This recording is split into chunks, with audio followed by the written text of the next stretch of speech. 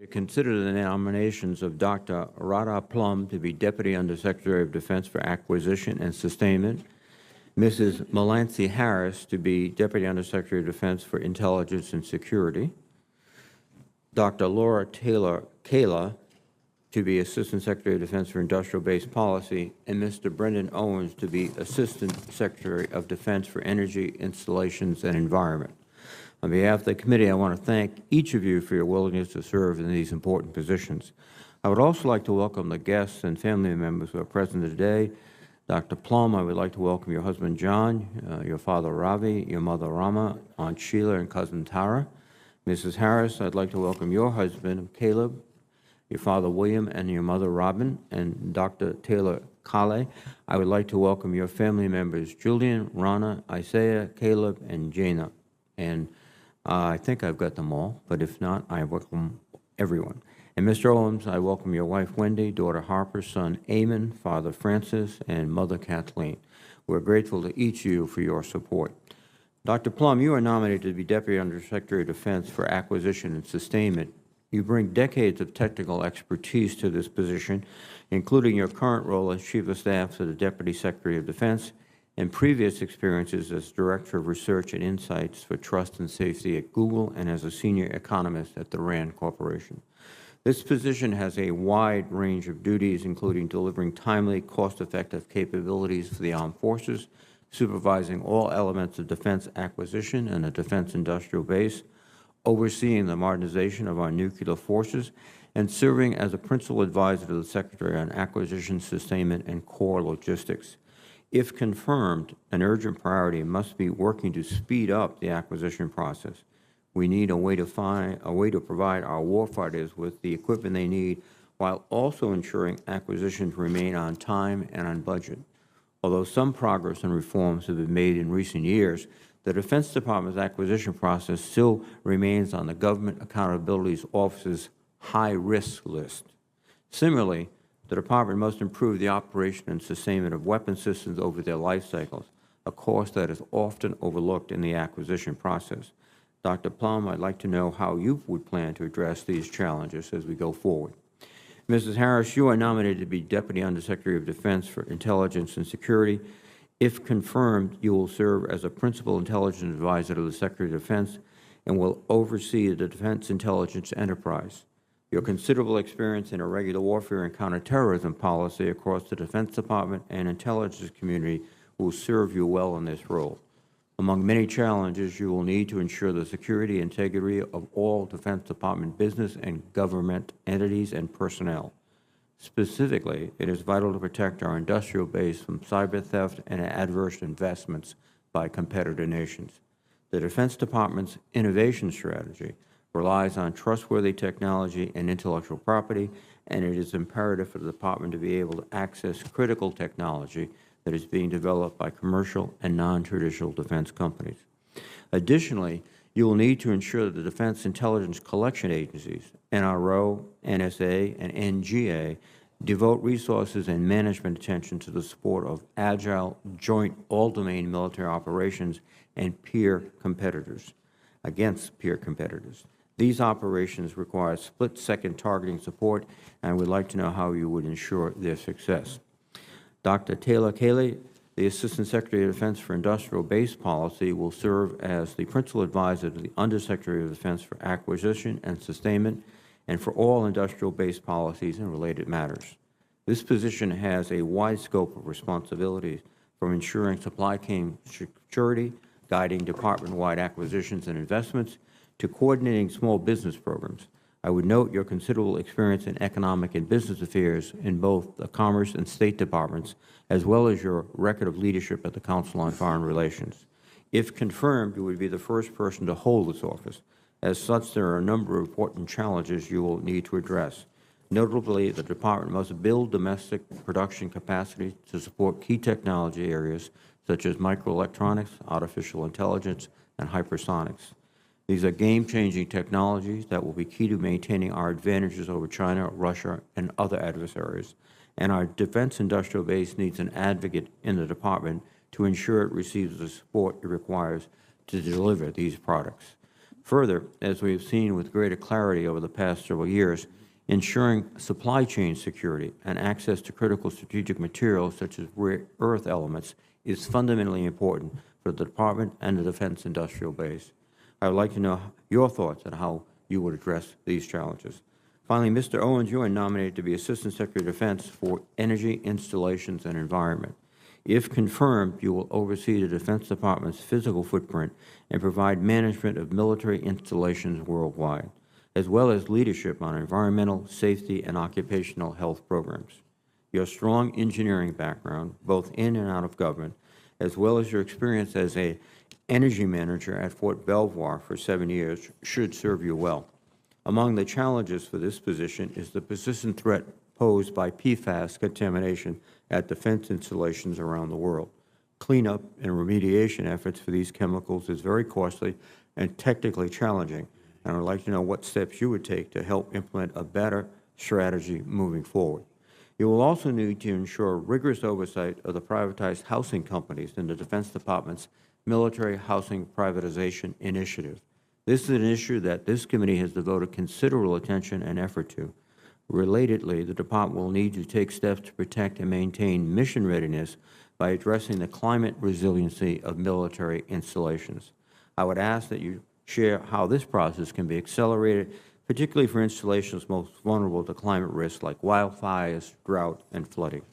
Lastly, I welcome your thoughts on how the Department can increase its use of distributed energy on its installations using non-defense funded contracting mechanisms, especially in the Air Force, as it has lagged behind the other services. Thank you again to our nominees. I look forward to your testimonies. And just a note, we will work expeditiously to get these nominees through, since we anticipate and hope for a recess in the coming week. So we'll have an expedited timeline for questions for the record. Now let me recognize the ranking member, Senator Inhofe. I like the recess coming. That's good. I thank you, Mr. Chairman. I was not going to actually read my opening statement, but I know that the Democrats are winding up a meeting right now, and so I'll go ahead and do so. Thank you, Mr. Chairman, and thanks to our witnesses for being here and willing to serve the nation. As I've said many times, this is the most dangerous world that we've seen in my lifetime, and my lifetime is longer than anyone else in here. So we've had quite a few challenges facing us in your areas of responsibility. The NDS maintains that China is our pacing threat. The CCP is making historic investments to modernize its military, and we are falling behind because we haven't been resourcing our strategy adequately, and that was before we had record high inflation. We are also moving too slowly and providing too few munitions to our Ukrainian partners. We need a sense of urgency to make bold, smart decisions at the Pentagon, and that actually start with senior civilian leadership. Doctors Plumb and Taylor-Kale, you have been nominated for the ¡2 acquisition position in the top industrial base policy position in the department, respectively. Congress and the Pentagon work together and have made good strides in acquisition reform. But the Chinese are still moving faster than us. Earlier this month, the Deputy Assistant Secretary of the Air Force for Acquisition said that the PLA is getting new equipment 5 to 6 times faster than we are. And we all understand this is a problem that we have and will continue to have. Just that we understand their form of government. They can do some things faster than we can do them. Mr. Owens, you are nominated to be an Assistant Secretary of Defense for Energy, Installation, and Environment. I'm interested in hearing your thoughts on the current status of the Military Housing Privatization Initiative. We spent a lot of time on this in the last few years.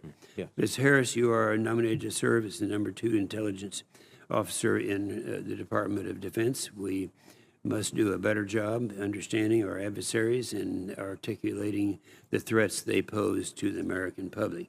We still don't have a handle on how to best prevent the Chinese from stealing our technology for military and commercial purposes. We will be a key responsibility for yours when you are confirmed. The department requires strong civilian leadership. We look forward to hearing each of your views in these areas. Thank you, Mr. Chairman.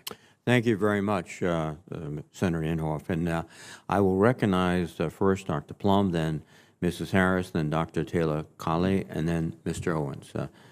Dr. Plumb, your testimony, please.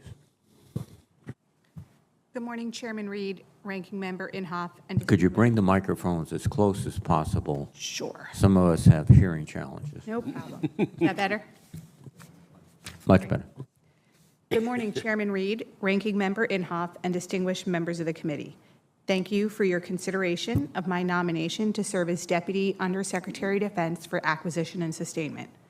I'm honored by the trust and confidence that President Biden and Secretary Austin have placed in their support for my nomination. I also wanted to thank this committee for its bipartisan work, including the faithful passage of the National Defense Authorization Act for over 60 years. Before I start, I want to thank my family, my parents and sister, aunt and cousin, and of course my husband and our 2 sons. I'd also like to thank a number of mentors, including the late Michael Sheehan, General Stanley McChrystal, and of course Deputy Secretary Hicks for their support and guidance throughout the years. I've been privileged to work in and around military, civilian, and contractor workforce of the Department of Defense, and if confirmed to serve as the Deputy Undersecretary of Defense for Acquisition and Sustainment, it would be an honor to continue to support their mission by enabling cost-effective, streamlined processes to develop and field capabilities critical to our warfighters. For more than 70 years, the United States leadership and democratic values have laid the foundation for peace and prosperity. But we are now operating in one of the most complex and rapidly evolving environments in decades, one that challenges much of that foundation. It is clear that the pacing challenge of our time is China, who leverages its coercive authoritarian means to threaten U.S. interests and democratic values around the world. Added to that is the acute threat of Russia, whose unprovoked attack on Ukraine has highlighted the crucial role our defense industrial base plays in delivering capabilities needed to both reassure our allies and defend against our adversaries. No doubt the U.S. can and will prevail against our competitors, but doing so will require dedicated focus to leverage the enduring advantages we derive from our democratic values and a free society. We have the finest military in the world and the creativity and competence of a thriving commercial sector that is also the envy of the world. If confirmed, my task will be to match warfighter requirements from our military with the technologies in that vibrant industrial base to ensure our military has the capabilities it needs to prevail in critical missions anytime, anywhere. To do this, we must establish clear transition pathways for critical new technologies like hypersonics, artificial intelligence, and directed energies. We must field solutions more rapidly. We must leverage new acquisition pathways to acquire software and software-intensive systems to meet the needs of our warfighters and invest in our defense industrial base to reduce foreign dependency. We must sustain our fielded weapon systems in a cost-effective manner and ensure the resilience of our installations and our systems to the full range of biological, nuclear, chemical, and environmental threats. And of course, we must empower the defense acquisition workforce to ensure they have the tools, authority, and leadership they need. If confirmed, I will strive to accomplish these critical priorities under the leadership, guidance of the Secretary of Defense, Deputy Secretary of Defense, and Undersecretary for Acquisition and Sustainment. To be successful in that task will require regular and transparent dialogue with Congress and, of course, this committee. Again, I want to thank this committee for its decades of bipartisan work, and I am committed to working together to ensure we can deter our adversaries and defend the United States. In all that I do, I pledge never to lose sight of that mission. Thank you, and I look forward to your questions. Thank you very much, Dr. Plumb. Mrs. Harris, please.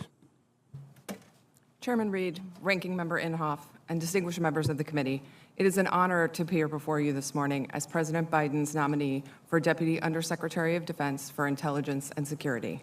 I appreciate your consideration of my nomination. I have been blessed with an incredible family and community of friends who have supported me throughout my career. To my husband, Caleb, thank you for being my biggest cheerleader and my best sounding board. To my parents, Robin and Bill, and sisters, Mackenzie and Caitlin, Thank you for your support, instilling me with a sense of public service, and expanding my worldview. I would also like to thank all of the national security professionals with whom I have served throughout my career. Your commitment to service, your resilience, and your character inspires me every day, and I'm grateful for your friendship and mentorship. My journey to this hearing room today began when I joined the Defense Intelligence Agency as an intelligence analyst in 2004. From that work, I learned the importance of analytic rigor, integrity, and precision.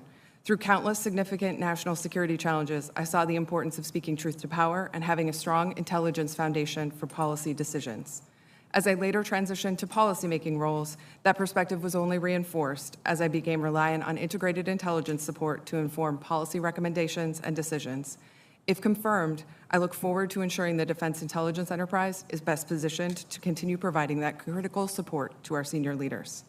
This committee has long supported our nation's intelligence community and the essential missions conducted within the defense, intelligence, and security enterprises. I am humbled to be nominated to serve alongside those women and men who demonstrate a high standard of excellence and drive innovation while maintaining a clear focus on some of the nation's most critical challenges we face as a nation. Defense intelligence and security efforts provide critical support to the Secretary's national defense strategy and are essential to ensuring the United States retains its strategic advantage today and in the future. I approach my nomination with a clear focus on ensuring we are best positioned to collaborate with allies and partners, collect information, conduct analysis on intelligence priorities, and protect our intelligence and innovations. Positioning ourselves for the future also means ensuring we recruit and retain a workforce that reflects the diversity of our country. Our work is only as strong as those professionals who work in the intelligence community. Efforts to increase diversity are paramount to ensuring we have the diverse perspectives and skill sets we need to retain our edge. As we seek to recruit these professionals to public service, we need to ensure we do our best to onboard them quickly, facilitate career mobility, and ensure the work of the intelligence community can retain this talent base. This only increases the importance of the work to streamline the clearance process, increase reciprocity across the intelligence community, and create educational and broadening opportunities. If confirmed, I look forward to supporting Secretary Austin, DNI Haynes, and Undersecretary Moultrie on these priorities and ensuring that the Defense Intelligence and Security Enterprise is well integrated in the National Intelligence Enterprise. I am also committed to working closely with this committee and other committees of jurisdiction to provide the information needed to carry out your oversight responsibilities. Thank you for your time today and consideration of my nomination. I look forward to your questions. Thank you very much. Dr. Laura Taylor-Kale, please. And I probably pronounced the name 5 different ways, so forgive me. It's great. It's fine. Good morning, Chairman Reed, Ranking Member Inhofe, and distinguished members of the committee. I am incredibly grateful for this opportunity to appear before you and for your consideration of my nomination to serve as the Assistant Secretary of Defense for Industrial Base Policy. This committee deserves great credit for your insight in leading the way to establish the department's focal point for industrial-based policy at the Assistant Secretary level. I am deeply honored and humbled by President Biden's nomination to serve in this historic role and by the trust and confidence that Secretary Austin, Deputy Secretary Hicks, and Undersecretary LaPlante have placed in me. I come from humble origins. That I sit before you today is a testimony to this country's opportunities. I was born and raised outside of Chicago, Illinois, by a single mother who used a community college education to escape poverty. I would not be here without the countless teachers, friends, mentors, and family who encouraged me and instilled in me the importance of hard work and selfless service. I'd like to give a special thanks to my DC area friends and family, especially the Dotsons who joined me here today. And thank you, Chairman Reed, for personally welcoming Jana, Caleb, and Isaiah. This brings me a lot of street cred in teenager world. If confirmed, my service as the Assistant Secretary of Defense would be shaped by my stalwart belief that our economic security is fundamentally our national security. My experience in international economics and development finance has reinforced my view that our open, democratic system and market-driven, rules-based economy is our strength, and that our resilient and innovative defense industrial base powers our ability to prevail in an age of strategic competition against China and other competitors. As you noted, Mr. Chairman, I began my career in public service as a State Department Foreign Service officer. I also served in Afghanistan as an economic officer.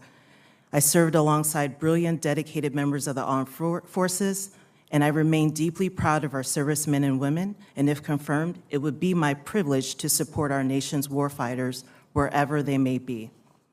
I work closely with manufacturers as the Deputy Assistant Secretary for Manufacturing at the Department of Commerce and study changes in the industrial workforce. If confirmed, my priorities will be securing the health of and resilience of the defense industrial base, balancing our short-term gaps and long-term priorities by focusing on these key issues, engaging industry and our strategic allies as partners to mitigate supply chain risks, increasing competition and supporting small business and non-traditional suppliers, supporting partnerships to develop the defense industrial and manufacturing workforce, protecting the defense industrial base from foreign adversary capital, increasing our domestic production of critical minerals and strategic materials, and working across the Defense Department, particularly with the Office of the Undersecretary of Defense for Research and Engineering, to infuse greater innovation in the defense industrial base and move new technologies through and past the valley of death. Again, I am humbled and honored and profoundly fortunate to be nominated for this position, for which there is significant bipartisan support on behalf of the nation that I love. I commit to you that if confirmed, I will give this position my all. Further, if confirmed, today will mark the beginning of a robust and meaningful dialogue between us.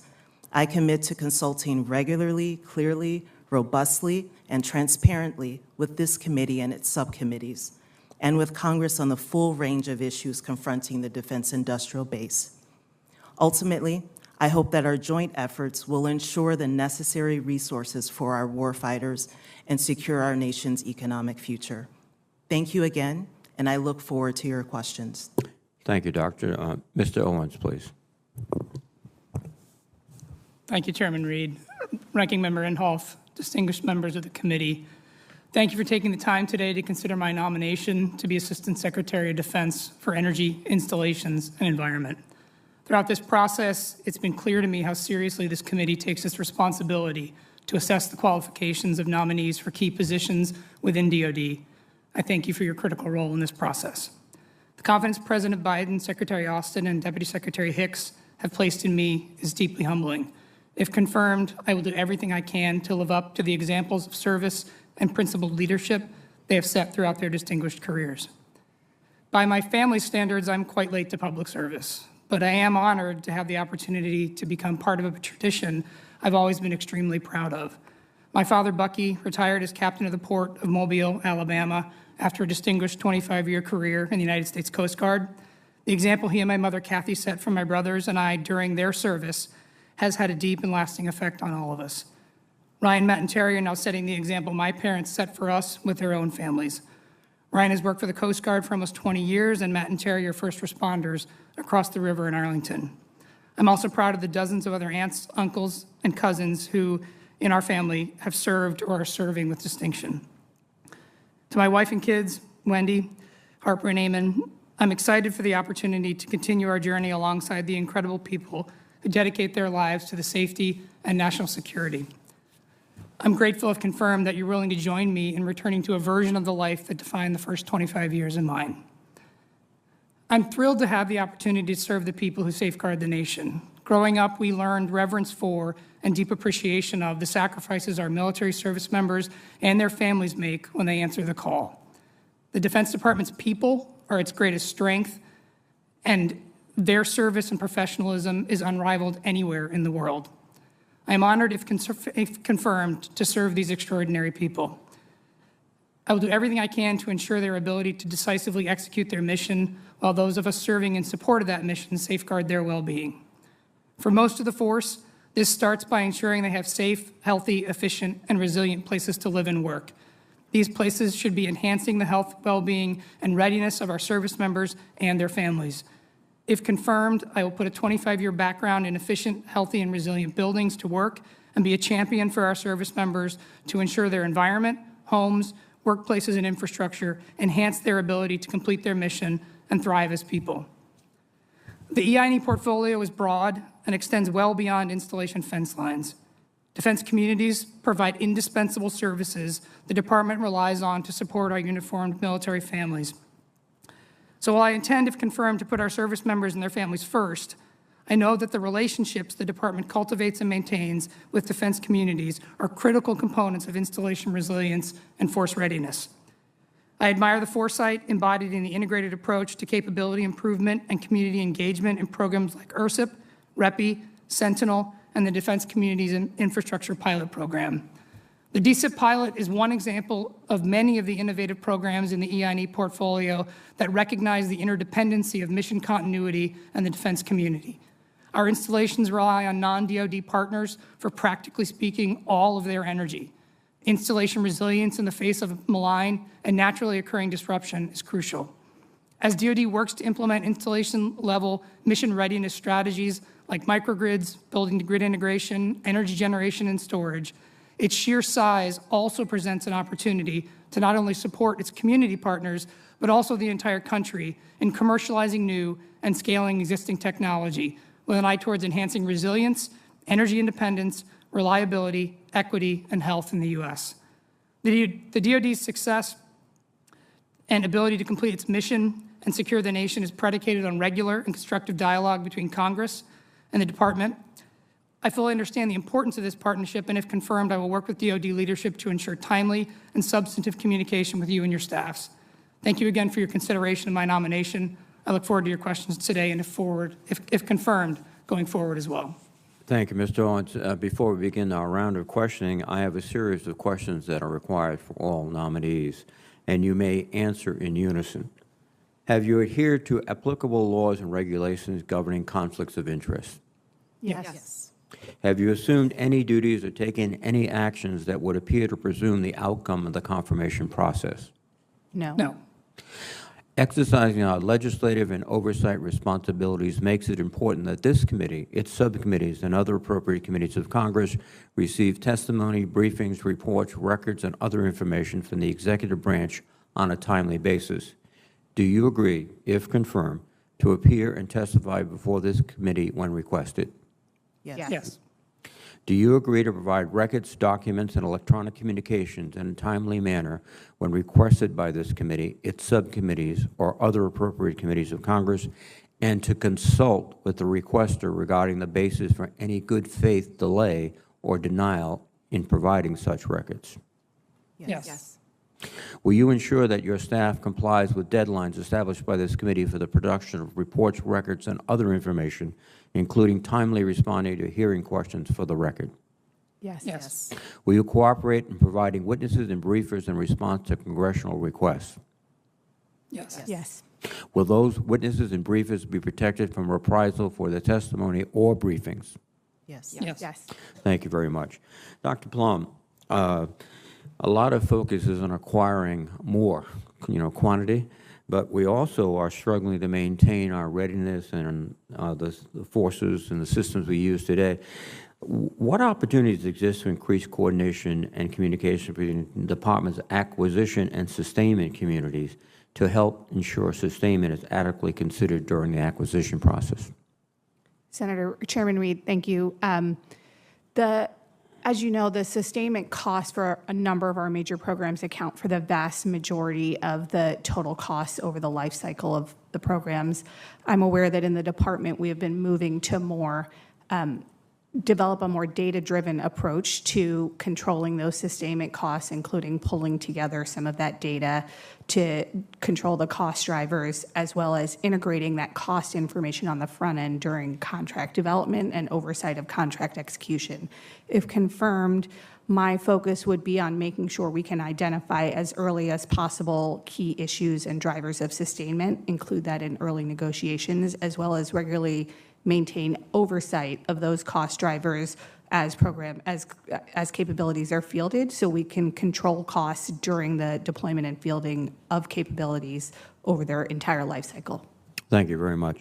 Mrs. Harris, one of the many, many duties you will have is modernizing the security clearance process, including intelligence support and oversight. How will you approach this modernization, and how can you take maximum advantage of commercially available digital data? Mr. Chairman, thank you for the question. As I'm aware, security clearance reform is a major priority for the department. The Defense Counterintelligence and Security Agency is focused on ensuring that we can clear people in a timely fashion and that we have a process that allows for us to do so in an efficient manner. If confirmed, I commit that I will work to ensure that we are using the maximum technology solutions available to ensure we can do that quickly, and that we continue to work to streamline the processes and shorten the timelines to maximize our cleared personnel. Thank you very much. Mr. Owens, EPA last month released new drinking water advisory levels for 4 PFAS chemicals, which will have an impact on the Department of Defense. In addition, the RNDAAs over the last few years have required reporting on PFAS conditions. If confirmed, will you ensure that alternative water is provided when these chemicals are detected in drinking water supplies? Chairman Reed, thank you for the question, and I want to thank the committee for being so stalwart and focused on the issues of environmental contamination and the potential health and safety challenges they present, because the health and well-being of service members and their families and the civilian workforce are paramount, and every leader in DoD should be laser being focused on making sure that we're doing what we can in response to the ability for DoD to provide for the needs of the installation and the community in the presence of situations that make any of the infrastructure that they are reliant on right now unusable. I commit to being able to focus on ensuring that they have what they need. Thank you very much. And of course, I assume that a simple yes, you will comply with the reporting requirements within the NDAA. Absolutely, yes. Thank you very much. And Dr. Taylor-Kale, that's the 6th mispronunciation. Over the past several years, we have come to discover that our industrial base is fragile, and we need to take steps in the Department of Defense all throughout the government. So what do you believe are the most pressing issues to the health of the defense industrial base, and how will you address them? Thank you, Chairman Reed. Actually, you correctly pronounced my name. Oh. It is Taylor-Kale. You know, as you've noted, that the health and resilience of our defense industrial base is absolutely essential to our economic security, I believe. We need to be able to deter strategic adversaries like China and Russia and provide the tools and capabilities that our warfighters need. You know, the defense industrial base has a unique challenge in striking a balance between long-term and short-term needs and goals, between producing and sustaining mature systems and adopting new systems and capabilities and innovations. I think some of the key challenges are around workforce, aging workforce, a shortage of workers with STEM and industrial skills that makes it difficult to meet production targets. Also, supply chain security and vulnerabilities, as well as, frankly, an internal issue is programmatic and budgetary predictability and stability. If confirmed, I will work closely with this committee across the department enterprise and with industry and the interagency to come up with solutions that address these critical challenges. Well, thank you very much for your testimony, and thank you all for your commitment to service and your testimony. Let me recognize the ranking member, Senator Inhofe. Thank you, Mr. Chairman. Dr. Plumb, you spent time recently working at both Facebook and Google, and Ms. Harris, you also spent time working at Facebook and on the oversight board of Facebook.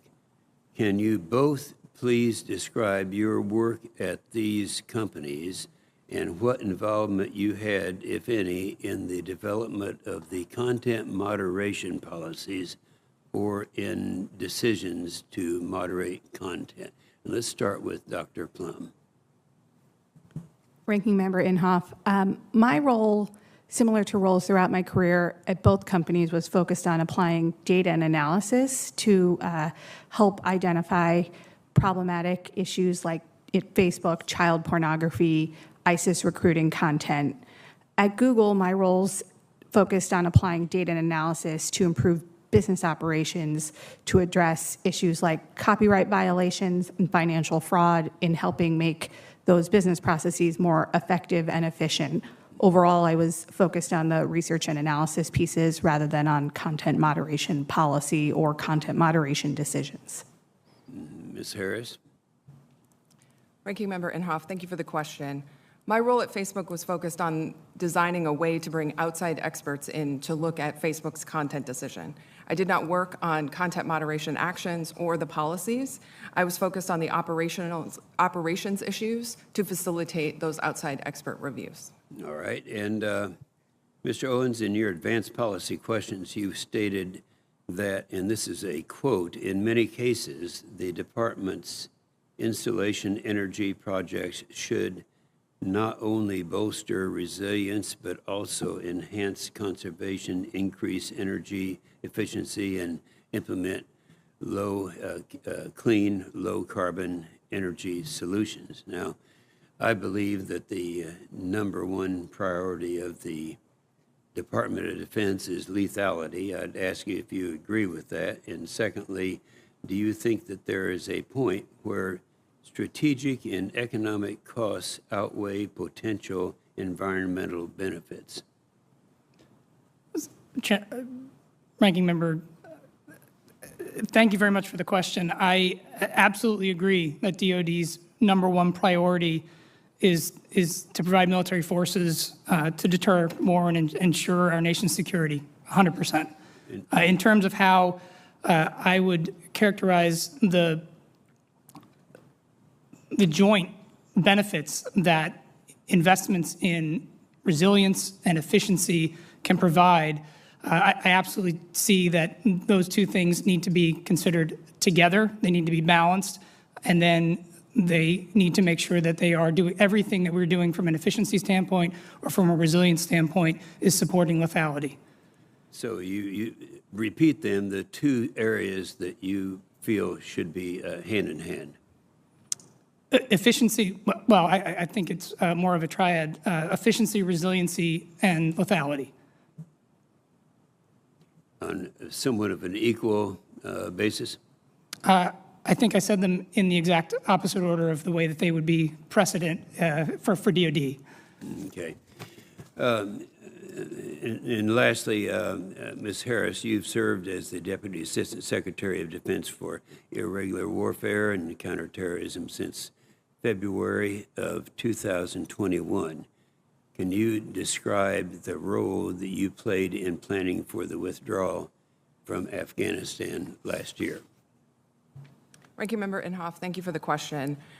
As you correctly state, I work from the Office of the Undersecretary of Defense for Policy. I'm one of a number of Deputy Assistant Secretaries of Defense with responsibilities related to our mission in Afghanistan. My role is focused primarily on CT policy and the employment of Special Operations Forces. So with regards to our withdrawal from Afghanistan, those were the primary areas in which I was involved. Thank you, Mr. Chairman. Thank you, Senator Inhofe. And let me recognize Senator Shaheen. I'd also point out that my colleagues are arriving now because of the special Democratic caucus that began at 9 and just concluded. Senator Shaheen, please. Well, thank you, Mr. Chairman. My timing was perfect. And congratulations to each of our nominees. Thank you for your willingness to serve our country. I want to begin both with Dr. Plumb and Mr. Owens on the issue of PFAS, because as I know you're aware, that's a contaminant that is affecting a number of our military installations across the country. We have seen it in the former Pease Air Force Base in Portsmouth, New Hampshire, where because of the firefighting foam, we have groundwater that has been contaminated. And I will tell you that the Air Force has been very cooperative and helpful with the community, but it remains a challenge. And your respective offices play a critical role in overseeing and implementing energy and environmental policies that will address PFAS contamination. So I guess my question is for both of you, if the fiscal year 2022 National Defense Act included funding to address PFAS contamination, and it required the department to adhere to a testing schedule required DOD to develop a PFAS remediation schedule to clean up military installations, and the schedule is due to Congress on September 23rd. If confirmed, will each of you commit to ensuring on-time delivery of that report to Congress? Senator, thank you. And let me start with saying I share your concern on PFAS. It is a really critical area that we do need to focus on. We owe our service members and their families safe and healthy places to live and work. If confirmed, I absolutely commit to making sure we have on-time delivery of required reports and meeting other federal requirements. Thank you. Mr. Owens?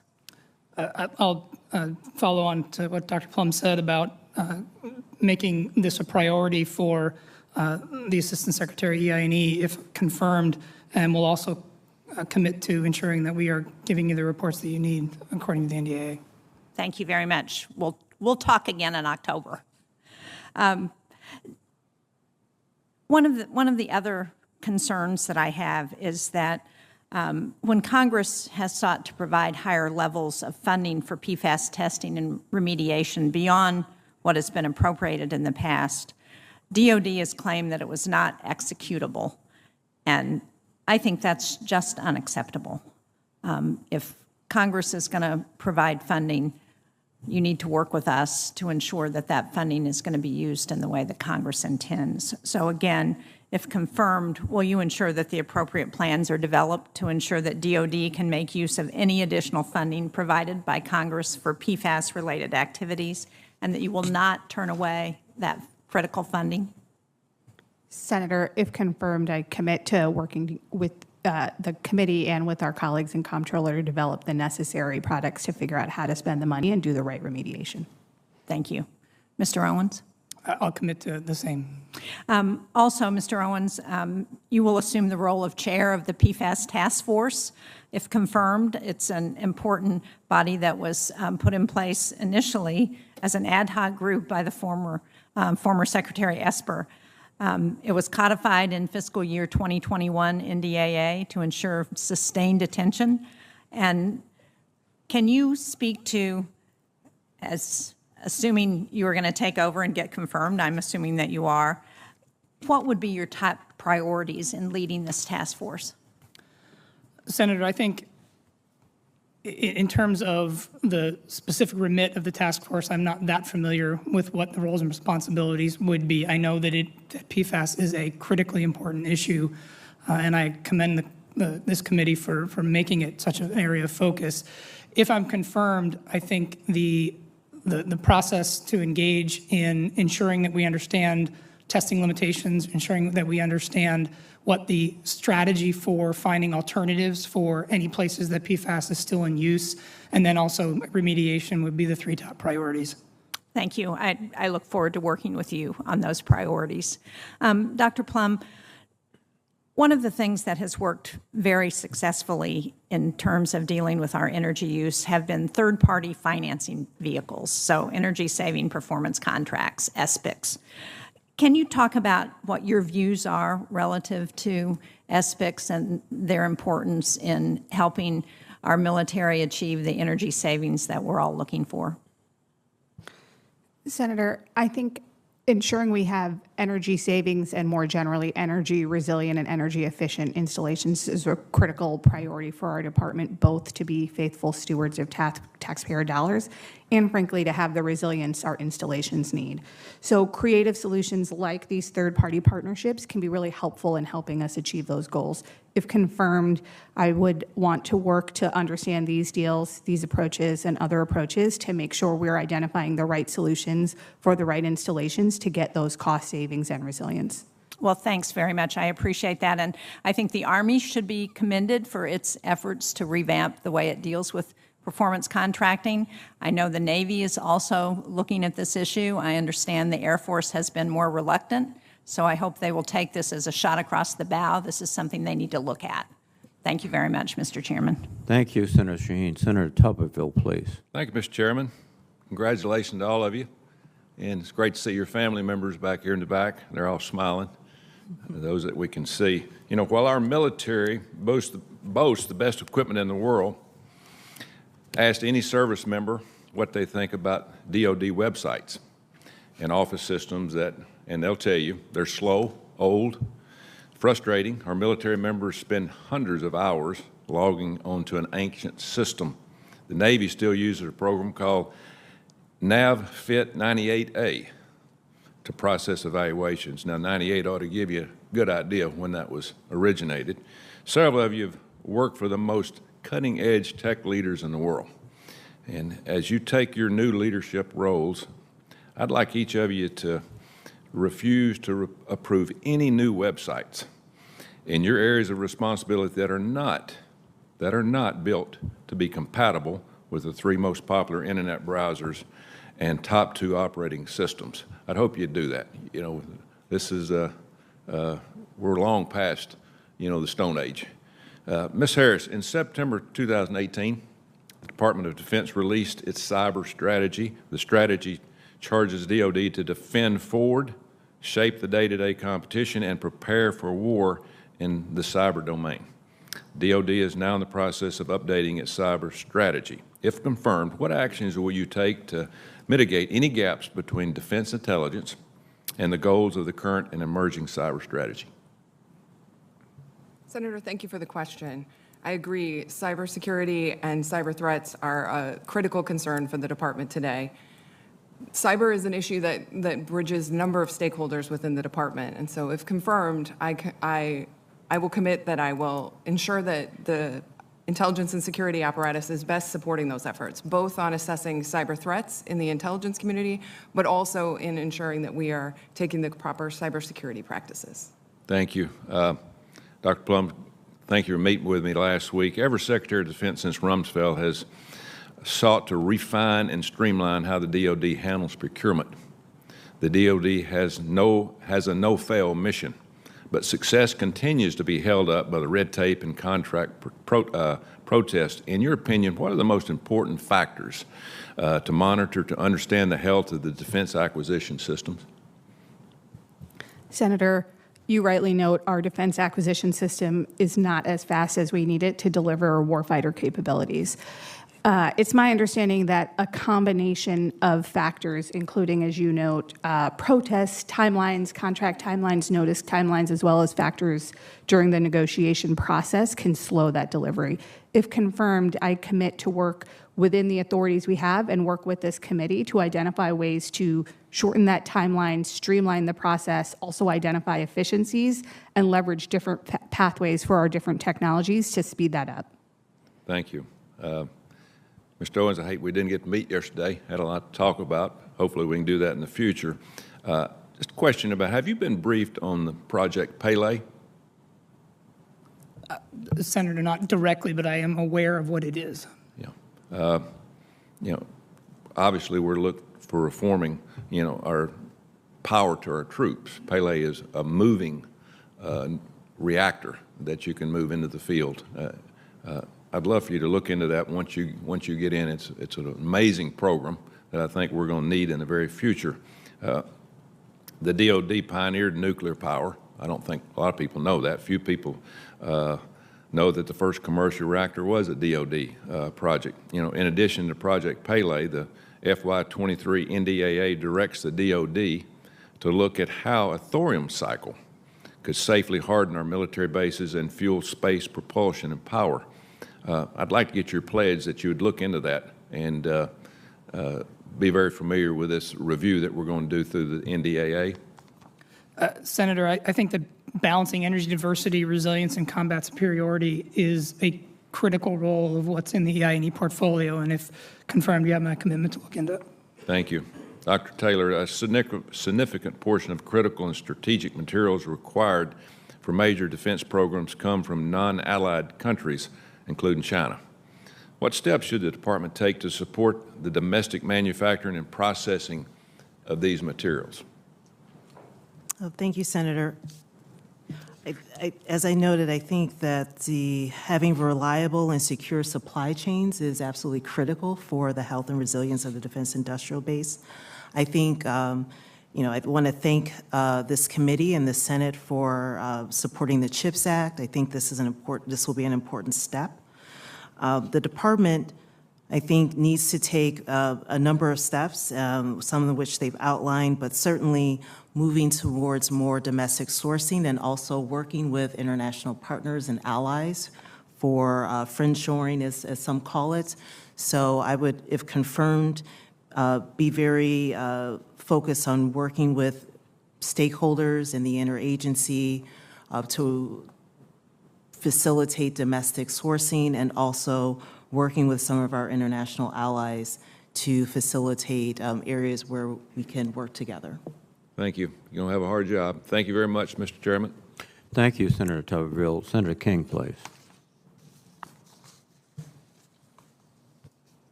I don't think that's going to work.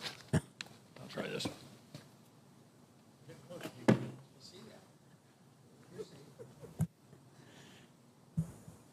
Okay.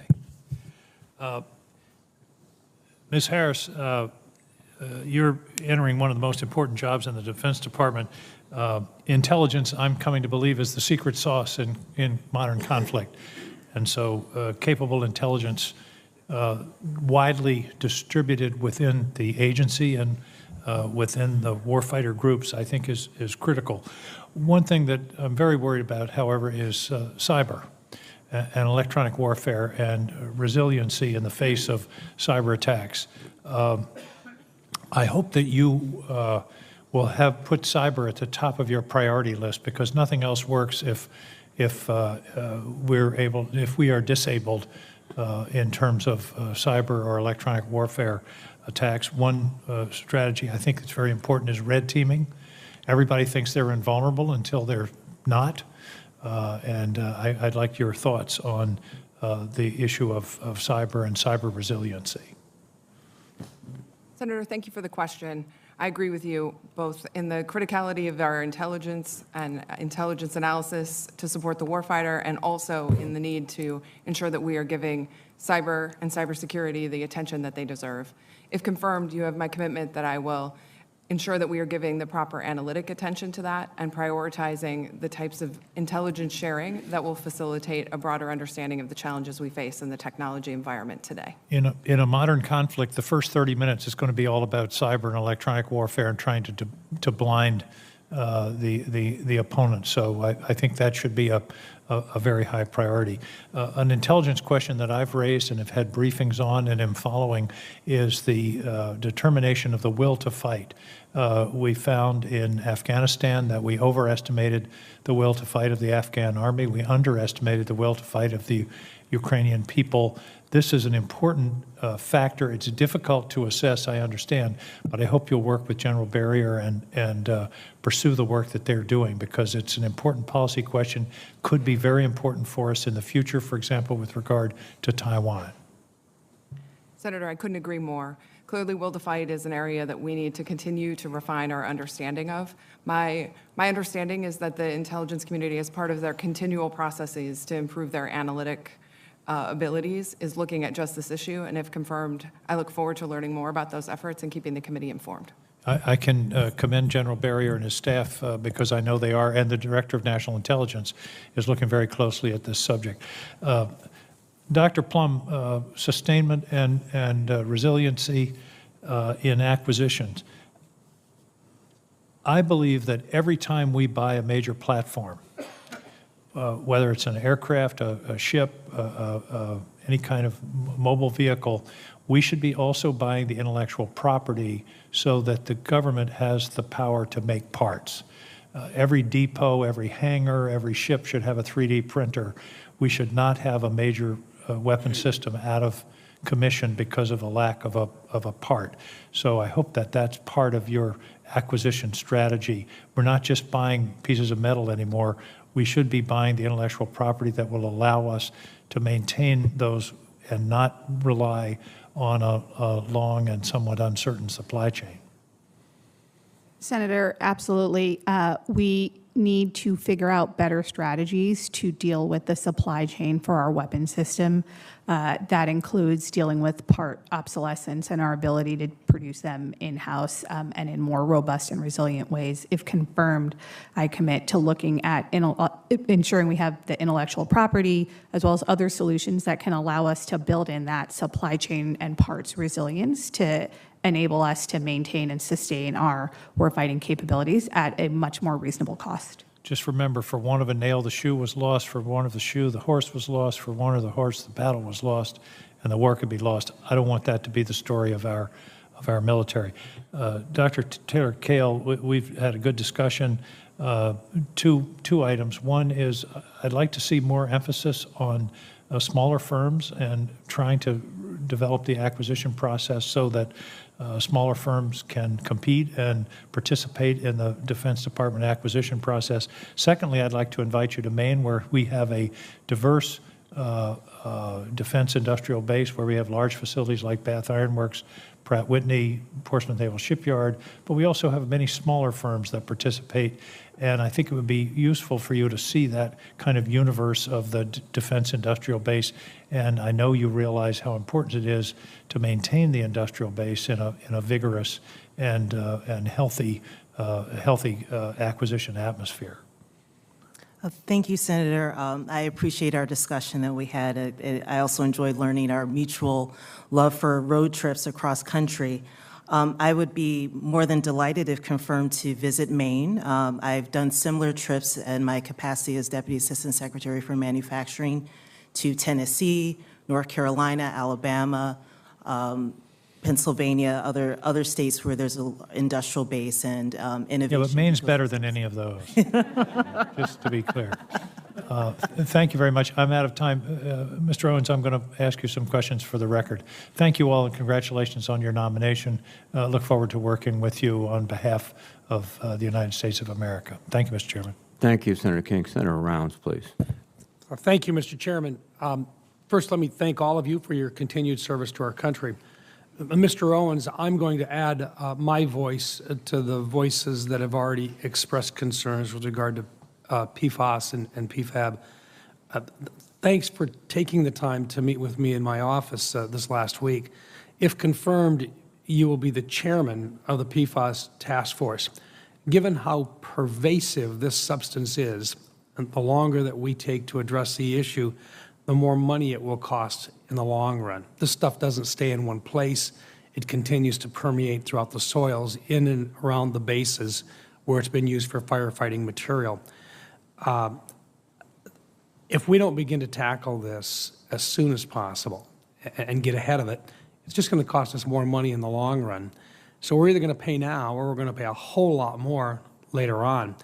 I'm just going to ask right now for your commitment that if confirmed, you will promptly grab a hold of this issue and make sure that the communities that support our military installations across this country will be taken care of and that it will be a priority for you. Senator, thanks for your focus on this issue. You have my commitment on that this will be a priority. Thank you. Dr. Plumb, if confirmed, you will have oversight over the Assistant Secretary of Defense for Energy Installations and Environment, the position that Mr. Owens had been nominated for, and as such will also play a major role in making sure our installations and surrounding communities are taken care of with regard to this particular issue. Do I have your commitment that if confirmed, you will also look into the issue, and if any additional resources or authorities are needed to address PFAS remediation, you will promptly let this committee know? Senator, you have my commitment to look into it, to proactively identify where we can make more progress and to work directly with this committee. Thank you. Dr. Taylor-Kale, and did I say that right? Taylor-Kale. Kale. Close. Thank you. I'm going to work at it. I've expressed my confusion in the past and my frustration as well of why with DOD plans and when DOD plans and prepares for a one-year or a one-war scenario, and in most cases a short one-war scenario at a time, basically on one front.